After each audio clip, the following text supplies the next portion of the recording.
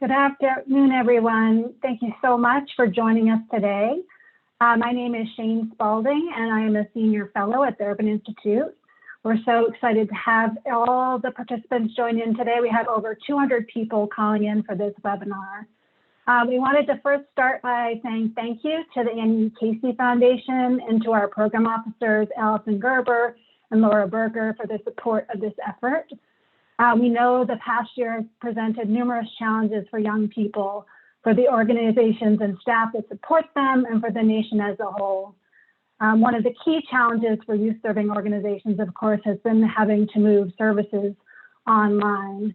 And while these circumstances were unprecedented, it's likely that these events will accelerate trends that were already underway in terms of offering programming remotely to youth. The purpose of our study was to lift up lessons for service providers to inform programming moving forward, to ensure that young people, especially young people of color and those who are low income, can benefit from high quality programs that can contribute to more equitable outcomes. My colleague, Amanda Briggs, is going to talk more about our study and what we found. But before doing that, I wanted to acknowledge the other members of our research team, Natalie Spivak, Aisha Islam, and Teresa Anderson, who are joining the call today.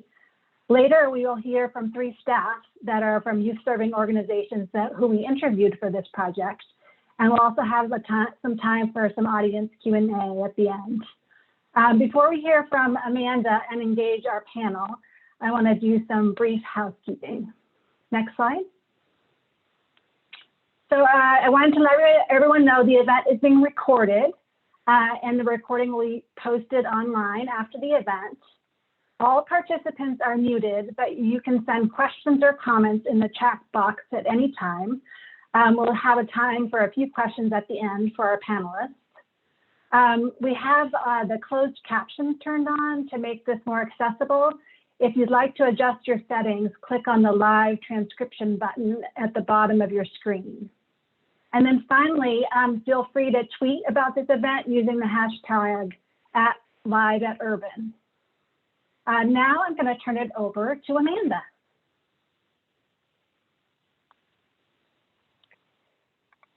Thanks so much, Shane. Hi, everyone. I'm Amanda Briggs, a research associate at the Urban Institute. Thanks so much again for your time today and joining us. As Shane mentioned, I'm going to be describing findings from our new resource guide for practitioners released today, which describes creative strategies used by youth-serving organizations to provide services remotely to young people in ways that advance equity.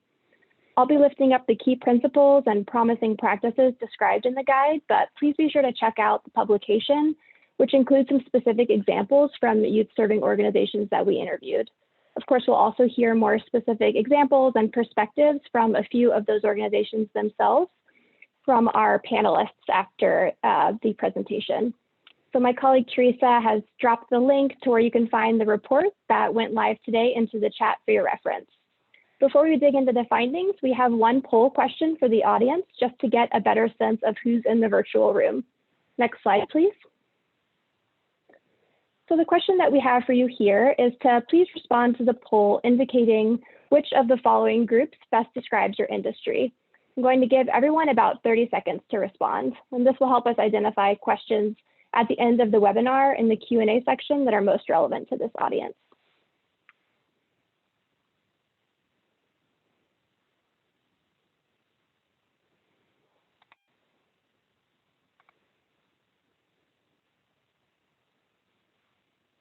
Okay, just about 10 more seconds. Thanks everyone for participating.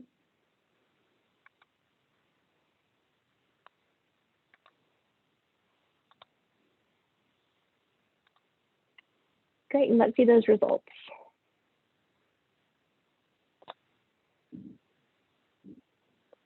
Fantastic. So we have a lot of colleagues representing government agencies and nonprofit sector today. We also have some funders represented in addition to education and training institutions and at least one student, which is fantastic.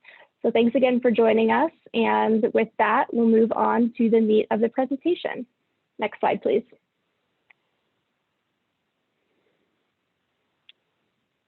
Great. So as Shane mentioned, we know that the pandemic has forced many organizations to adapt to remote service delivery, given a set of truly unique circumstances, which included a public health emergency, requiring social distancing, uncertain timelines for returning to school and work, and limited information about what everyone's new normal would look like after the end of this immediate crisis. The pandemic has also disproportionately impacted youth of color and their families. We know, for example, that Black youth have disproportionately experienced high levels of unemployment during the pandemic when compared to their peers, and that Latinx workers faced devastating job losses during the COVID recession due to overrepresentation in industries that were hit especially hard, such as the construction industry. The pandemic has also posed an additional strain for youth and families that were already struggling with resource constraints prior to this crisis.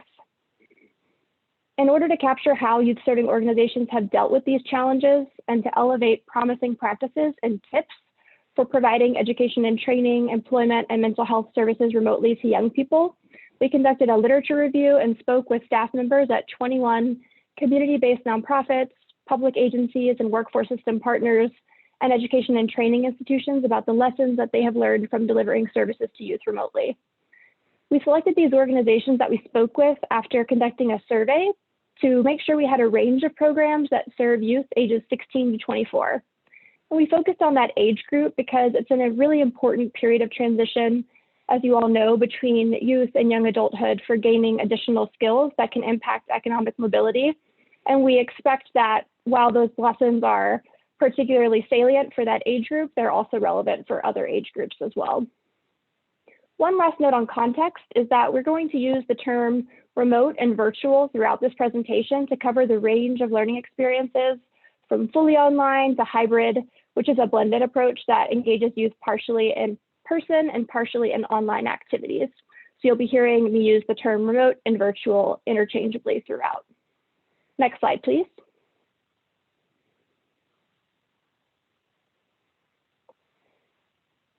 So as I mentioned, BIPOC youth, in addition to youth from families with low incomes, are more likely to face barriers to success in remote learning and challenges related to the pandemic. These barriers include a lack of technology, lower digital skills, challenging home learning environments, and material hardship. These barriers are not rooted in the failings of individuals or their families. Rather, they stem from flawed societal and economic systems such as structural racism and wealth inequality that reproduce inequitable outcomes. And so we know and acknowledge that services provided virtually may not be the best fit for every youth or young person in every context, and organizations should consider the evidence and what works best for the youth they serve in determining whether to provide a service remotely or in person. Next slide, please. At the same time, even with these challenges, remote service delivery offers the potential to introduce different learning formats to youth who experience emotional trauma, have work commitments that keep them preoccupied during normal work or school hours, experience resource constraints or are from families with low incomes, youth who are parents, or youth who face other barriers in access to in-person services. We know that there are opportunities afforded to them through remote service delivery that we can't overlook, and that there are some potential opportunities to increase access to services through remote methods. We also heard from organizations that we spoke with that a major advantage of remote service delivery is the ability to connect with additional youth who may have limited transportation access or limited geographic access to mentors and other experts that are located across geographic regions. So potentially a young person wasn't able to access a employer, mentor, or other expert, and now because of virtual technology, they're able to more readily be connected with experts across the country, and organizations are more readily able to connect with youth themselves. Next slide, please. So taking all of these potential disadvantages and advantages of remote service delivery into account, one of the things that we want to emphasize in this presentation and in our resource guide that we released today is that the experience and lessons learned from this pandemic will outlive our immediate circumstances. And by lifting up some of the strategies that are more evergreen, our intention is for the information that's presented to be relevant into the future. And this quote from a youth practitioner we interviewed sums this up nicely and speaks to some of the expected shifts in the labor market following the pandemic and the need to understand how to serve youth remotely beyond just this immediate time period. Next slide, please. We pulled out 6 key principles from the interviews to highlight key issues and challenges and elevate promising practices and tips related to each of these 6 principles described here on this slide. I'll be talking about each of these in more detail on the following slides. Next slide, please. The first step, creating the foundation for success, or meeting youth's basic needs first. So creating the foundation for success in remote learning requires access to reliable technology, basic digital skills, home environments that are conducive to learning, and food, shelter, and physical safety. All of these things have to come first as a prerequisite to success in a virtual environment. And this quote really sums that up nicely. Next slide, please. To meet these needs, we heard from organizations that they are providing technology, Wi-Fi access, and basic needs assistance to participants by leveraging internal funding and public resources to meet those foundational needs. We also heard that organizations are designating safe spaces for students to complete work outside of their homes if they do not feel safe in their own home environment. And this can be especially important for youth who struggle with homelessness or youth in the foster care system or with other challenges. Finally, to meet youth's basic needs in a remote environment, program staff we spoke with also described helping young people understand how to use new technologies through training, instructional materials, and one-on-one guidance. For example, organizations created Zoom guides and other instructional materials to assist youth with remote learning. Next slide, please. The second key principle is to strengthen organizational and staff capacity to meet new demands. In order for organizations to fulfill their missions effectively, they have to be able to adapt to an increasing demand for services and take creative approaches to meeting those demands. That meant in many circumstances that organizations asked staff to engage youth through technology in new ways, while also providing space for staff to deal with their own personal health and other challenges in the midst of the pandemic. Organizations had to be able to create that space for staff to take a break and disconnect, while also increasing their overall organizational capacity to meet new demands. Next slide, please. So in terms of promising practices that we heard about for strengthening organizational and staff capacity, program staff shared that in order to strengthen their organizational capacity, they had to pivot staff responsibilities, redistribute work, and arrange trainings to increase their capacity to meet new challenges. Additional strategies included creating supports for staff well-being to ensure staff have the space and the time to properly take care of themselves, including offering professional development trainings for staff and encouraging staff to engage in peer learning and exchange ideas and strategies through internal and external networks. Organizations also described a desire to digitize and virtualize administrative processes as much as possible to be able to spend the majority of their time working one-on-one with youth or addressing other challenges related to their capacity to meet youth's needs in a remote environment. Next slide, please. Okay, so the third key principle that we lift up in the guide is providing services that support mental and emotional health. The already high need for mental health services in the youth population has become even more pronounced during the pandemic. There's also been an additional layer of emotional trauma for Black and Asian youth amid the elevated visibility of police killings, anti-Asian racism, and protests and uprisings over the last year. At the same time, remote services and supports for mental and emotional health have become a lot more accessible for young people through technology, and those needs can be supported in a virtual environment. Next slide, please. Some tips from practitioners for providing services that support mental and emotional health include partnering with or hiring mental health professionals to provide group sessions virtually or one-on-one interventions, offering e-mentorship programs to ensure that youth are regularly able to connect with a consistent, trusted adult in a virtual setting, and determining which appropriate technology tools enable virtual meetings while still protecting youth privacy. Of course, Programs should also consider when needs rise to the level of requiring in-person interventions in times of crisis and adapt their approach to serving youth in those circumstances appropriately. Next slide, please. The next practice that we want to emphasize is building community in a virtual environment.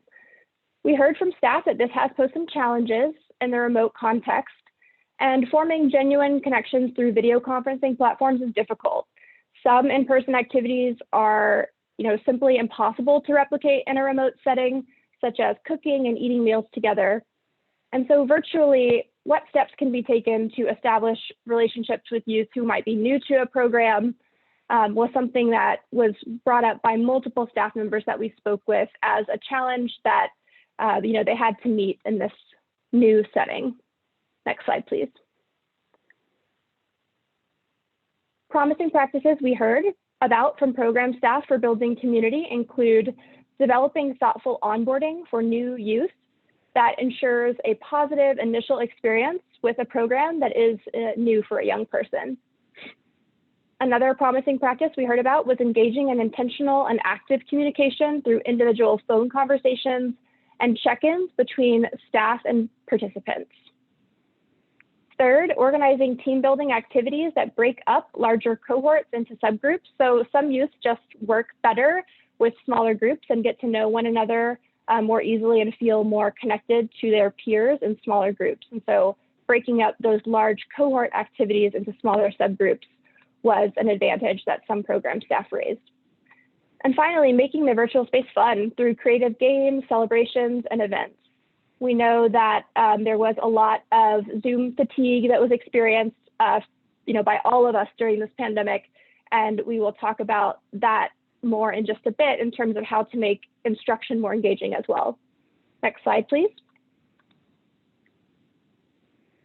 So the fifth key principle we want to lift up is that organizations must also ensure that instruction is engaging.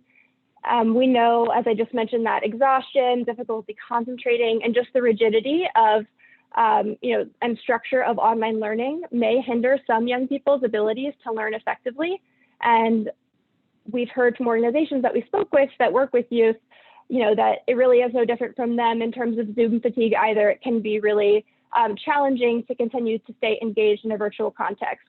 So trying to find ways to tap into youth's unique learning styles is important for engaging them both through the content and engaging them in peer-to-peer interactions that enable them to find youth who are experiencing the program in a similar way and also just have friendships outside of a formal instruction setting.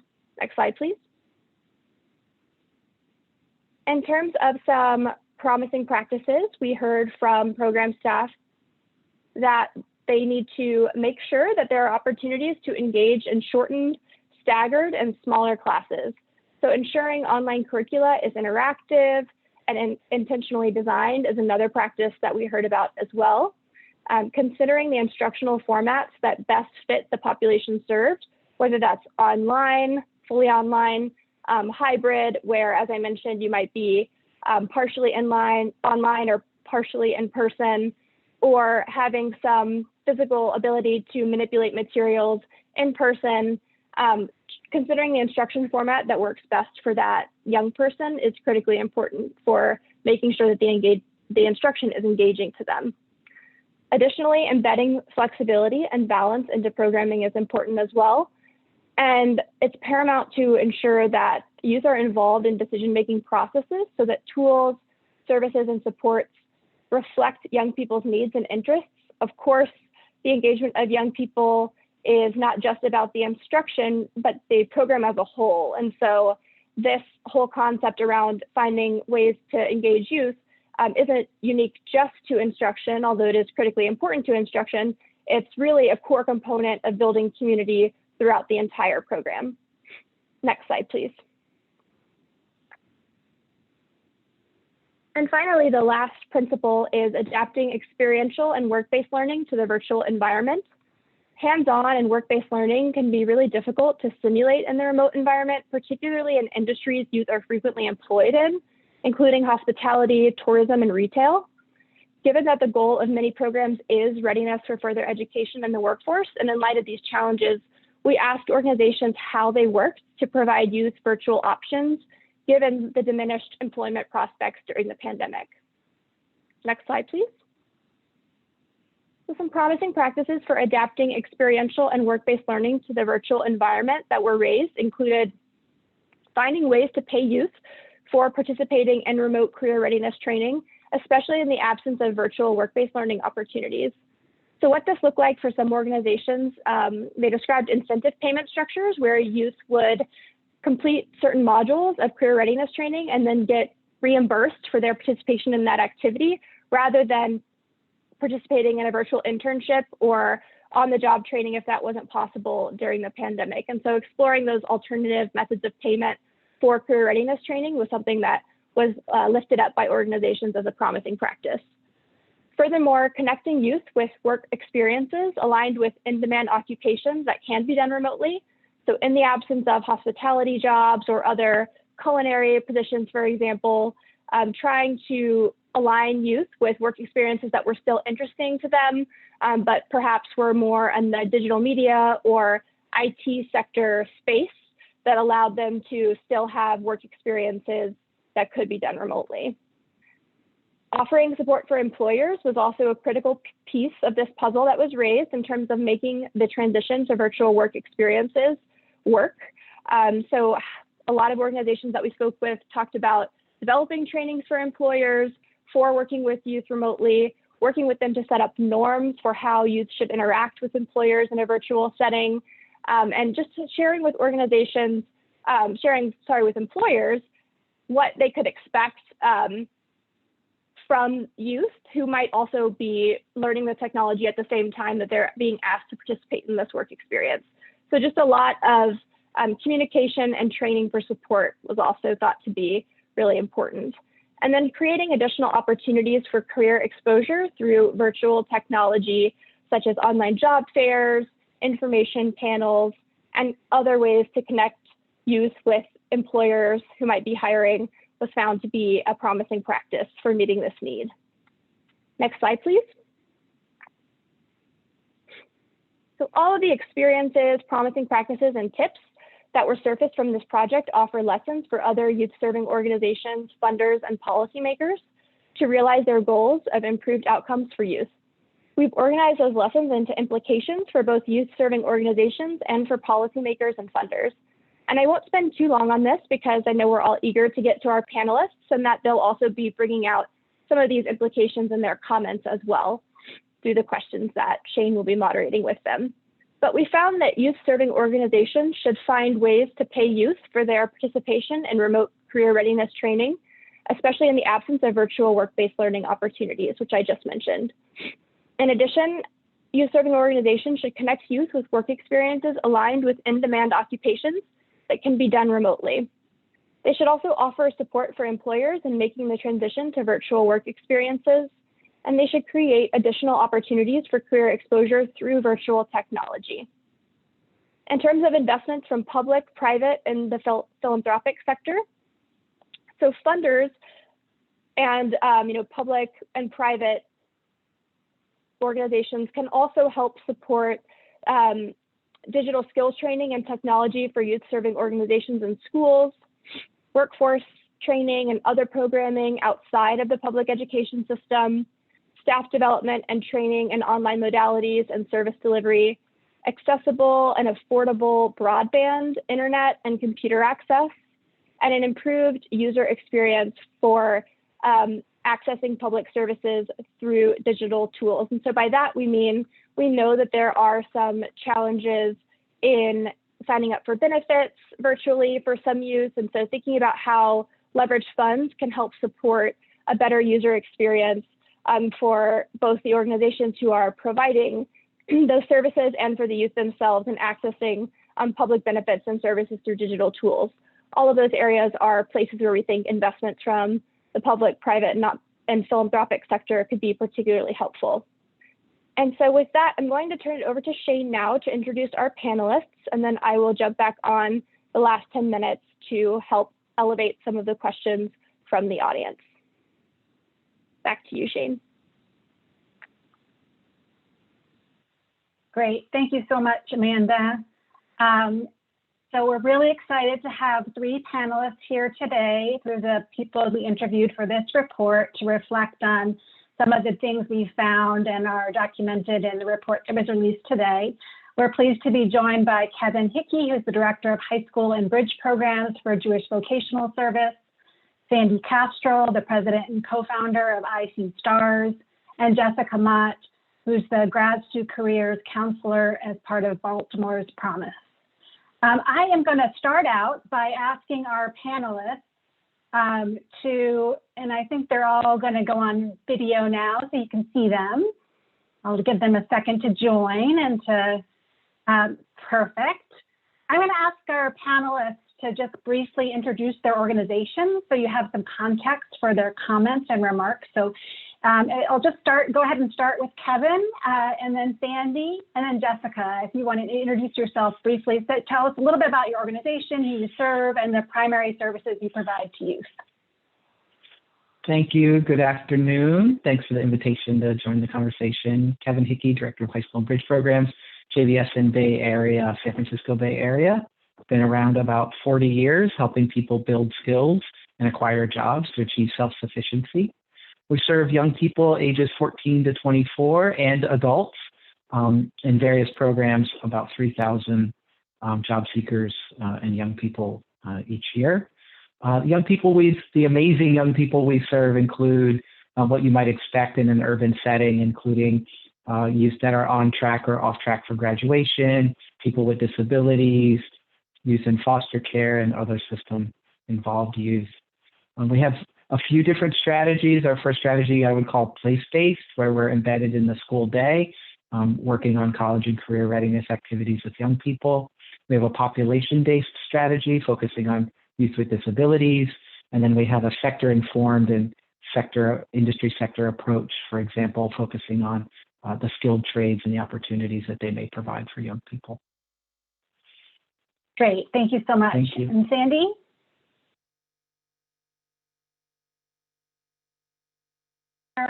Sandy, you're on mute. Thanks. Hi, everybody. I'm the president and co-founder of IC Stars, and we serve 18 to 27-year-olds is really our sweet spot, though we don't have an age cap. And we do basically we do technology training. We are technology leadership and business.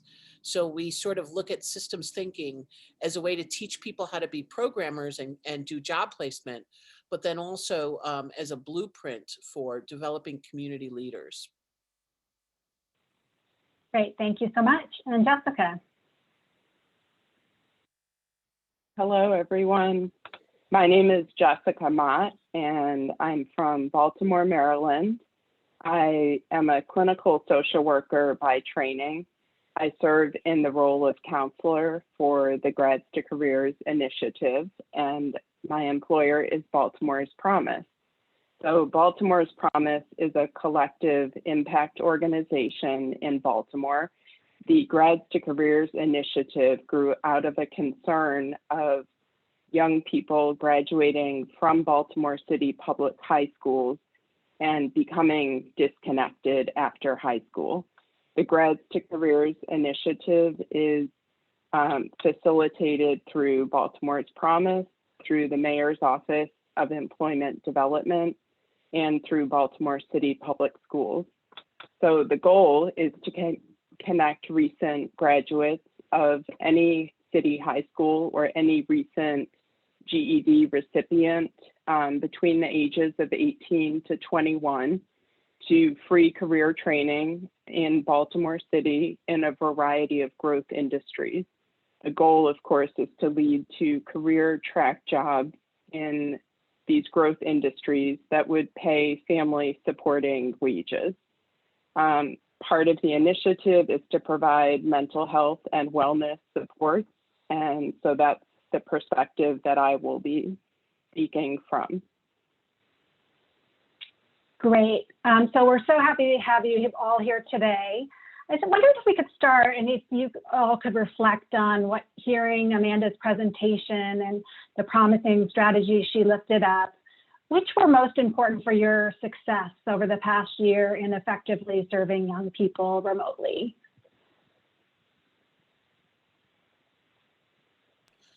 Well, I would start by just saying engagement. Like it's like real estate. Engagement, engagement, engagement. How are we engaging youth in not only our programs and what we have to offer, but I think in the design of them as well. Because certainly they have a lot to offer, but that's how they're going to be engaged if they feel ownership in the process.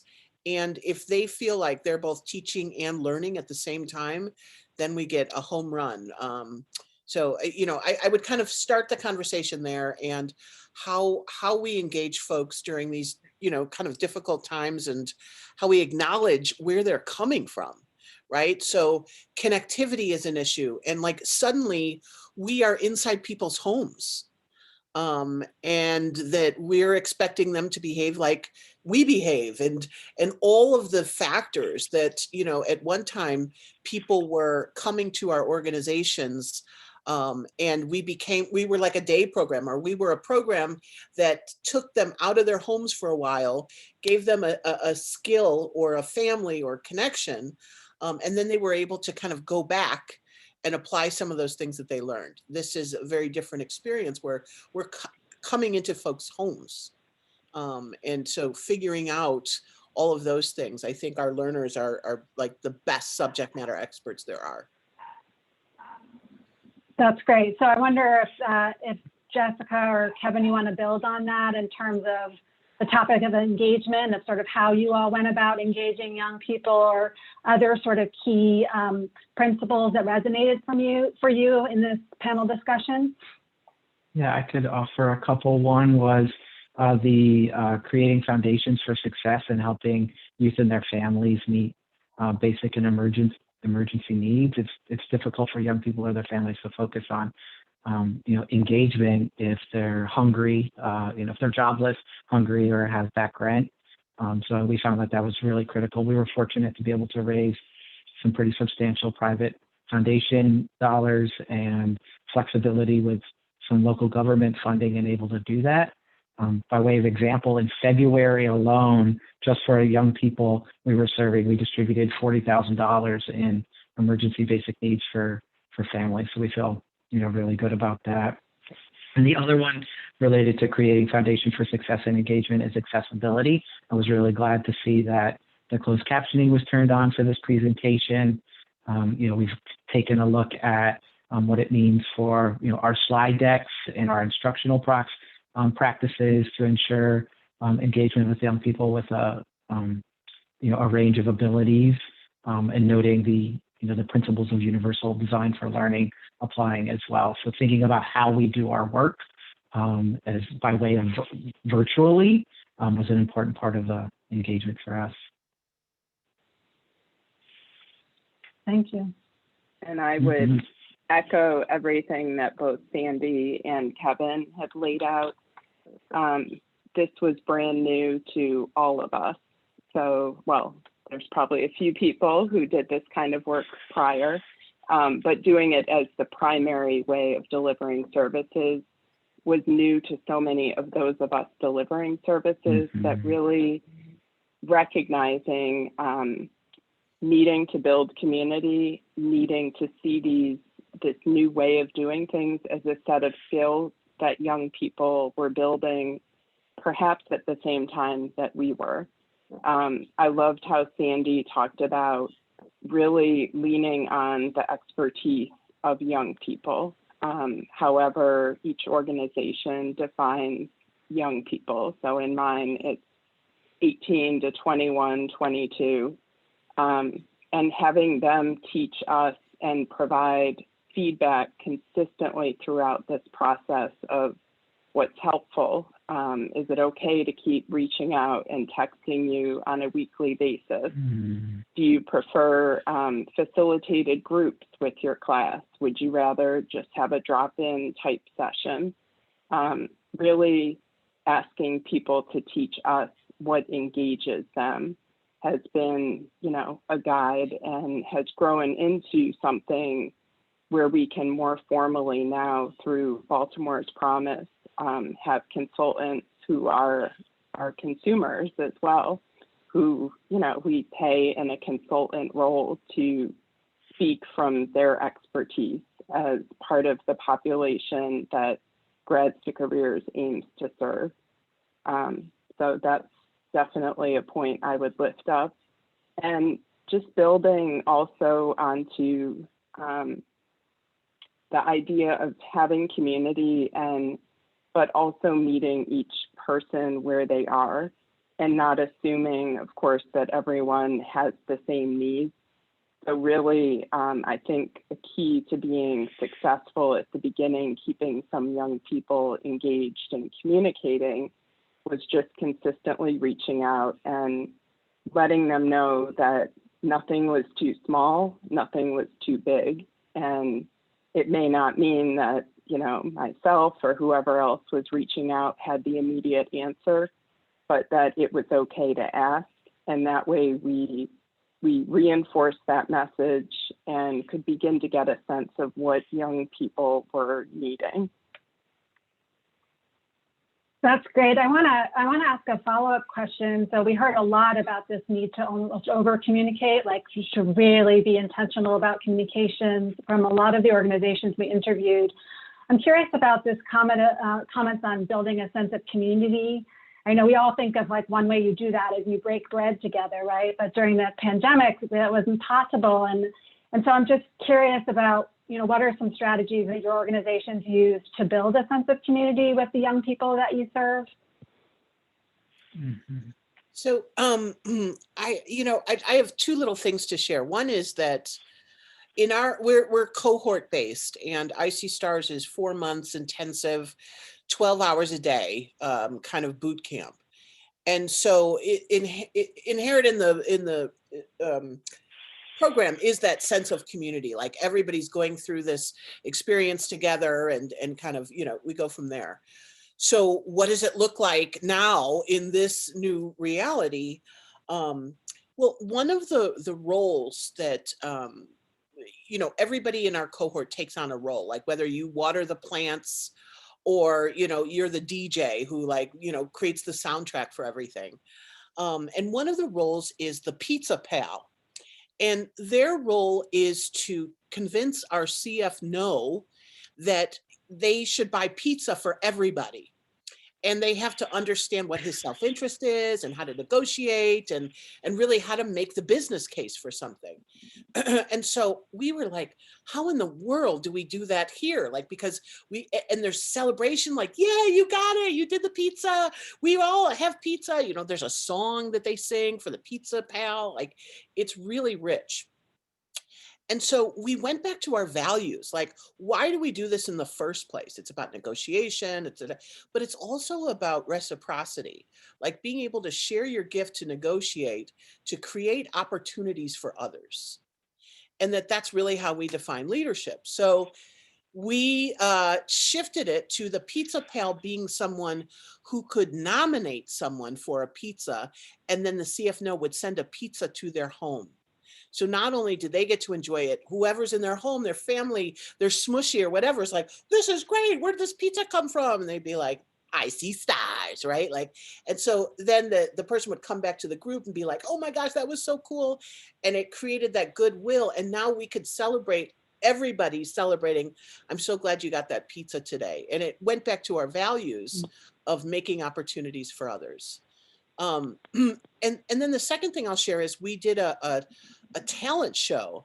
And I thought, who wants to, like, on a Friday night, spend more time on their computer? This isn't going to go anywhere. And the staff, our interns, our alums, like, we had hundreds of people glued to their computer on a Friday evening, watching all the silliest things you could imagine, like somebody reciting pi to like somebody playing the piano. And we were celebrating the talent and of everyone, whether that was staff or whatever. And it really brought us together. And we had jokes for weeks about somebody's juggling. So this is great, hearing these creative solutions that really build on your strengths as an organization. And I'm sure it was like you were trying to come up with some new innovative things to overcome some challenges with how do you engage people, how do you do, this in a virtual environment. I'm interested in Jessica or Kevin, if you have thoughts on like any like challenges that you encountered as organizations and some creative strategies you developed to overcome those challenges. Yeah, I could offer a few points. I wanted to just very quickly just build on the community building aspect, because I think that's something we are practicing at JVS as the mind space check-in. So how are folks showing up social emotionally? So in some of our classes, we're using various iterations of emojis to have young people check in with themselves. And I think that being able to be authentic on how you're showing up in a group is an important community building tool, very explicitly around social emotional learning. One of the key challenges we're talking about young people, but we can't do well by young people if the staff aren't doing well. So, one of the key challenges we face is our staff are not immune to the public health crisis and the impacts there. So really paying attention to our staff and making sure that they're supported and that they're able to thrive in their work, given all of the circumstances that are going on, was really important. And to put a little bit of a finer point on it, one of the challenges we found was going virtually was, my team members didn't sign up for a career in sitting at a computer screen interacting with folks, that they're people and want to be in the room with young people. And so, really listening, to the staff and their challenges around, their sense of satisfaction that they're having in their work was important to note. Their feelings of maybe loss of efficacy, right? When you have, cameras not on, mics not on, and engagement might just be limited or diminished through the chat, those are really important things to point out. And so for us, naming that and being able to talk about that as a team and thinking about different ways to help let team members know that they're doing well by young people and devising strategies to help improve engagement was helpful. So I just want to make sure we're naming that, staff are an important part of this formula here and how they're reacting and being involved with the challenges as well. Thank you. Yeah, we definitely heard about the need to support staff during these times, but and beyond, right? Like staff are such an important part of the delivery of effective services, even not in the pandemic. So keeping that in mind moving forward. Jessica, anything you would say in terms of just on this topic of building community or on key challenges that you faced during the pandemic and some innovative strategies you all came up with to address them? I would say early in the pandemic, as I mentioned, I serve students, young adults who have already completed high school. And Baltimore did an amazing job of really trying to determine how to get lunches and food to students who may have been reliant upon those during the course of a school day or in the after school program. One thing I noticed early on was that many of the young adults who I was serving had needs for food that were not obviously being addressed through many of the systemic strategies at the beginning. So that was, really communicating that back to people, through the mayor's office and through different places that I was looking for help, really seemed to be echoed, of course, by others. I'm not saying it was simply because of me communicating. However, the messaging around who could access supports at different places began to shift. And I think that was really important.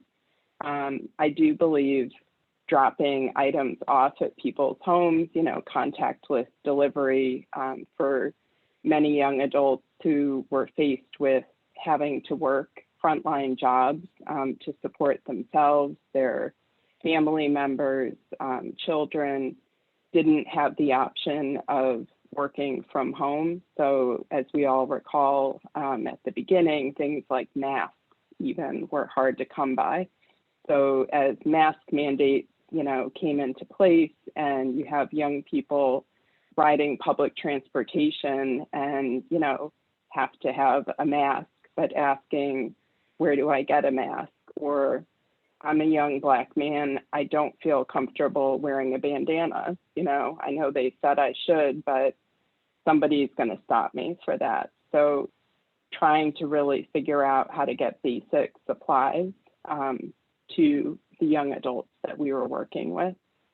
And lastly, I saw something in the chat about a virtual cooking lesson, and that I love that idea. I think David had shared it, and this idea that what feels innovative and supportive of staff, eating together, having an Uber Eats card and eating during a meeting. Some of these same things, like Sandy shared, can really be put in place for youth and young adults.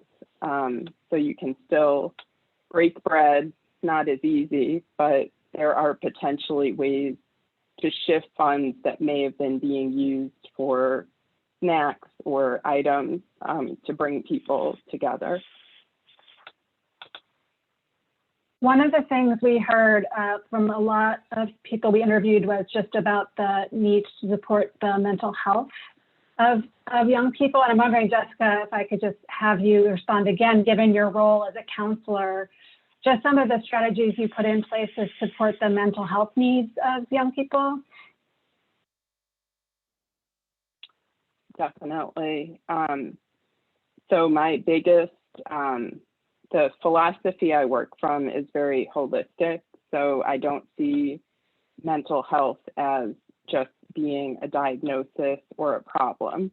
I view mental health as something that we're all consistently working on throughout our lives to achieve mental wellness, the ability to kind of, work our way through difficult situations, and that mental health problems can develop at any point in life. So that same way that I'm thinking about mental health is how I frame it to the groups of young people that I'll present information to.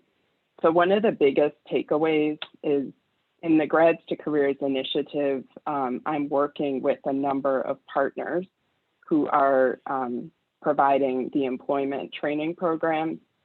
So, I learn a ton from all of them. They're all engaging in different ways with students, depending upon how they are training. They may be, in the healthcare field or in information technology or construction. I mean, it's very different.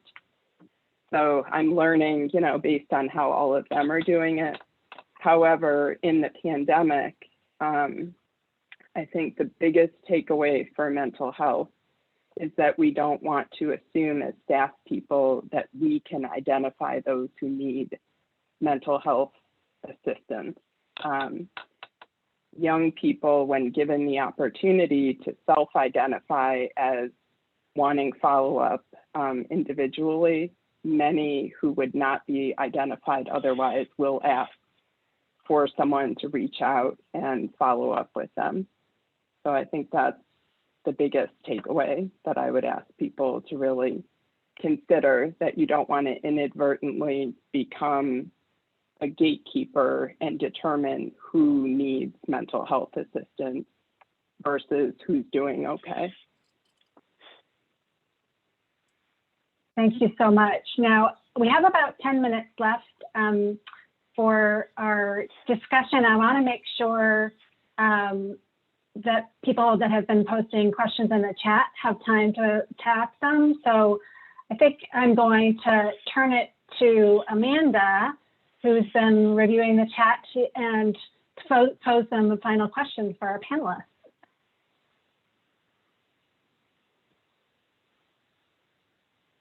Thanks, Shane. So I just wanted to lift up some of the questions that we've been seeing. And the first one that I'll raise for you all is from Paul, who shared that Motivating our participants is key, and few of our clients believe in themselves enough. We want to discover the way to break through those barriers. What have your organizations found that consistently works to get clients to understand that they have some of the same opportunities? And especially interested in hearing how you've helped youth understand that they have those opportunities in the remote context. I'll jump in, Amanda. So I think this one is such a great question and a critical one, because I think so often we want to give self-esteem or confidence to our students, and it's not something you give, it's something that people develop for themselves.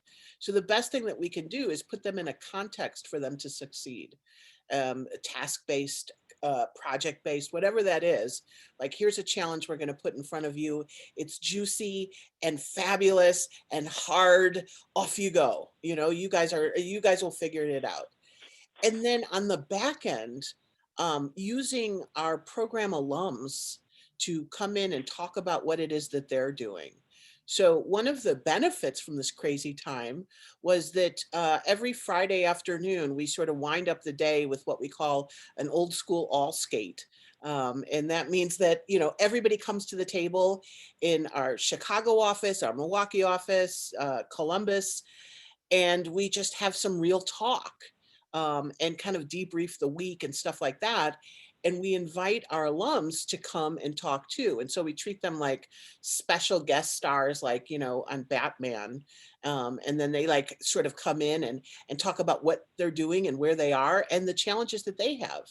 And so it becomes more of a conversation between them than a conversation facilitated by us saying, you know, have confidence, you're great. It's really much more driven by outcomes and what they're doing and their near peers.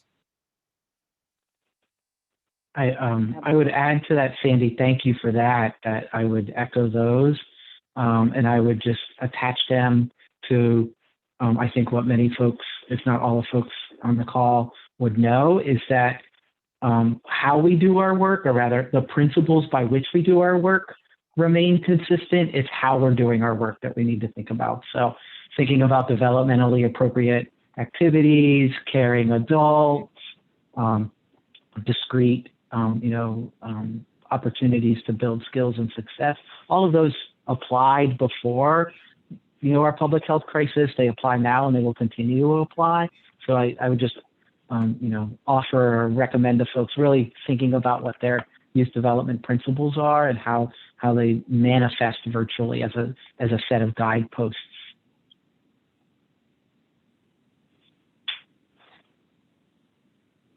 Yes, to both Sandy and Kevin, making things relevant and having students see themselves represented in who is speaking in the program, teaching in the program, coming in as guest speakers or alumni. We're looping right back to how Sandy started at the beginning, that whoever our organization aims to serve, members of that consumer group or should be with us at the tables trying to help us determine what is most helpful. So I think, something that has been really exciting is being able to form partnerships and have guest speakers and have opportunities for young people to meet with, network, join webinars, just be part of things that they may not have had the opportunity to if it was in person. An example of something that we've done, we formed a partnership with the Black Mental Health Alliance, which is a wonderful resource here in Baltimore. And we are having virtual sessions for 6 months. It's called Life Masterclass, and it's based off of the topics that we most often get requested. And everything is grounded in this idea of mental health and wellness and destigmatizing it, particularly for members of the Black community.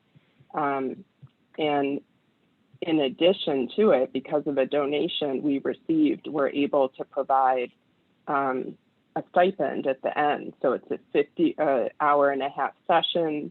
Students who complete it, they can pick and choose whatever sessions they want. They receive $50 at the end, either through Zelle or through a virtual gift card. And I say all those specifics because it shows how we can flex spending, look at ways to bring in experts who may not have been able to drive, to an actual location for an hour presentation, but can actually really engage with young people. And then out of that, I've seen young adults form connections with professionals, with other people they've met, and joint committees, like different networking opportunities have come from some of those. Fantastic. Thank you so much to all of you for sharing those specific examples. I think it's so useful, especially to hear from your organization experience working with youth. And so I know we probably only have time for about one more question, and I wanted to lift up one from Allison, which was, how have you been dealing with youth priorities in terms of employment and getting a paycheck, especially during the pandemic and this time of kind of urgent need for income? How have you been able to express to youth that their education, whether it's high school or other education activities that they may be involved in, is just as important to finish as getting a job? I can start briefly there with an example. We're working with one school, John McConnell High School in San Francisco, where we're working with school administrators and other staff to identify students who have been chronically absent to a great degree based on that specific challenge you're naming around having to choose work over school to support themselves and their families. And we're specifically targeting some emergency and basic need resources to those families so that we can relieve some of the fiscal pressure about having to choose work over school in order to help pull the student back into school. So that's one really specific thing we're trying to do there. Yes, I view it as Maslow's hierarchy of needs. If you don't have basic needs met, it is very hard to pursue like psychotherapy or continuing one's education, even if we can see that in the long run, this is something that is going to be more beneficial. So my takeaway would just be any type of flexibility to create paid opportunities for students to engage in skill building. If there are, expenses that are being saved in this virtual environment that can be shifted. I think so often we expect young people to kind of be able to toggle between these two choices. And if you're faced with having to survive immediate day-to-day and meet day-to-day needs, it doesn't mean they don't want to also pursue the thing that is going to help them with their longer term goals, but it can be a really difficult position. I feel that we inadvertently can put young people in. So any kind of financial assistance that is not just given, but is tied to skill building and, attending, and I just think that is huge to remember. They see us as the point in time where we've achieved where we are, and it's hard for them to hear that perhaps maybe you struggled in the same way and made different choices. They see you at the point that you are now. And so again, there's the opportunity to bring in younger voices, relevant, representative of their own experience. But we have to stop putting young people who are fighting for day-to-day survival in the position of choosing between that and long-term goal attainment. We have to figure out how to do both simultaneously. Yeah, that's spot on, Jessica. I couldn't agree more. I think that, one of the things that really suck about poverty is that it forces us to think in a short-term way, Like we can only think about how we survive this day versus taking the long view, which is about like a career and the skills building and everything else. And so I think our job and kind of what we do is to increase that spectrum of hope.